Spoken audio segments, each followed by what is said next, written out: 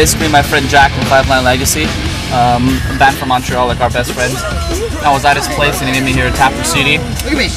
I freaked out, he was always talking about them. So when I heard they were coming to Montreal on the Ozfest off date, I went over to their bus and I gave him a CD and a fucking six-pack. And Mike thought I was one of the runners, so he invited me up to hang out. And they went up and they started hanging out, and they didn't even listen to the CD. They were just like shooting the shit, talking, and Mike liked the demo, so he called Mark from Barbenheimer, the manager. And he gave me a paper saying with Mark's number, like our manager was their manager. And he's like, you have to call this guy. And I'm like, okay. But I didn't know really what it was, really. And I'm like, fuck everything. I just want to hang out because they were so cool. It was the first time I ever hung out with a band that I liked, you know? So we just hung out and fucking, that's it, man. Saw the show. And like the next night, Mark emailed me, and that's how it started.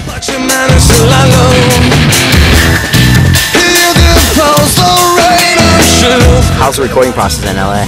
It was really good. It took us, we were there for 6 months. We were there for 4 months before we did the record, and then because so much shit happened, like so many things happened that slowed the whole process down. It was cool, man. It's a lot of pressure. And if I could go back, I would like try not to take it as seriously as I did. But we were there meeting producers, demoing, writing, rehearsing all the time. I wanted everything to be perfect. Yeah. Everything went by pretty fast, you know. But we were there for 6 months. I didn't see my parents and friends for like 6 months. Fucked up, and I never left home. Yeah. I had a nervous breakdown at the end of that. Really? Yeah, you were being away from home for so long? Or? Yeah, a bunch of shit happened. Like my dad passed away, and it was fucked up, man. Yeah, and that's it. And like just the pressure of recording your first album, you know. Yeah. Wanted everything to be perfect and like whatever, man. It's just like you have to be positive, and I'm not that kind of person. So. Who was the producer?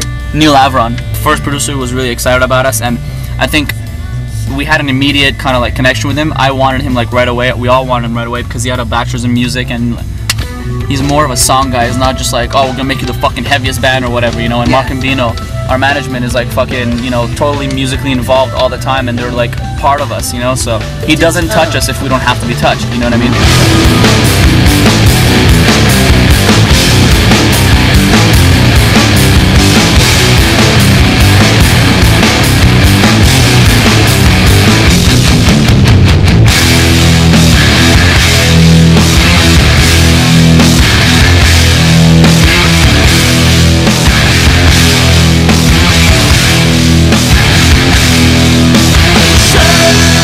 Ozfest? How was it? It was cool. Ozfest was Ozfest. I mean, it was awesome because you get to play like in front of so many kids every day. But it depends on where you are, how they receive you and shit. Some days it would be a bit like we get better receptions than other days. But I found the last half of the tour was really cool. But it's just fucking brutal. The heat was like too much, and you only get to play 20 minutes, and you play sometimes at 9:30 in the morning. So then for the rest of the day, you're kind of like fucking trying to find shit to do. Now this is the part where I'm supposed to be excited.